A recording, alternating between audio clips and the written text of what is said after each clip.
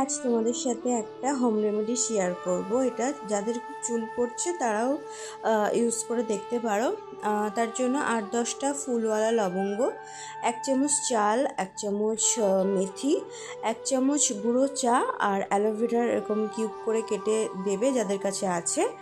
আর দেবে 1 কাপ পরিমাণ জলটা ভালো করে দিয়ে না এটা ফুটাতে হবে। ফুটিয়ে যখন এটা বেশ একটা অ্যারোমা চলে আসবে, তোমরা নিজেরাই বুঝতে পারবে, আর জলটা একটু কমেও আসবে, তখন এটাকে তোমরা ছেঁকে নিয়ে ওই জলটাকে অবশ্যই ঠান্ডা করে তার ভিতরে যে শ্যাম্পু ব্যবহার করো সেটাকে মিশিয়ে নিয়ে শ্যাম্পু করতে হবে। তো এটা তোমরা করে দেখতে পারো। এটা হ্যাঁ, হোম রেমেডি কখনোই কিন্তু 1-2বারে কাজ দেয় না, এটাকে বেশ কয়েকবার করতে হবে, দেন তোমরা রেজাল্ট পাবে। আমিও এটা ট্রাই করছি বিকজ আমার নিজেরই খুব চুল পড়ছে, তো ভাবলাম তোমাদের সাথে শেয়ার করে দিই।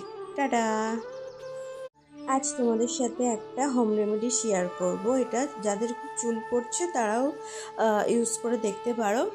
তার জন্য 8-10টা ফুলওয়ালা লবঙ্গ, 1 চামচ চাল, 1 চামচ মেথি, 1 চামচ গুঁড়ো চা আর অ্যালোভেরার এরকম কিউব করে কেটে দেবে যাদের কাছে আছে। আর দেবে 1 কাপ পরিমাণ জলটা ভালো করে দিয়ে না এটা ফুটাতে হবে।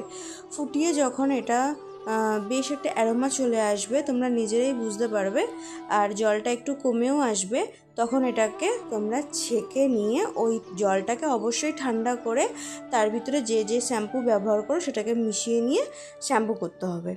তো এটা তোমরা করে দেখতে পারো। এটা হ্যাঁ, হোম রেমেডি কখনোই কিন্তু 1-2বারে কাজ দেয় না, এটাকে বেশ কয়েকবার করতে হবে, দেন তোমরা রেজাল্ট পাবে। আমিও এটা ট্রাই করছি বিকজ আমার নিজেরই খুব চুল পড়ছে, তো ভাবলাম তোমাদের সাথে শেয়ার করে দিই। টাটা।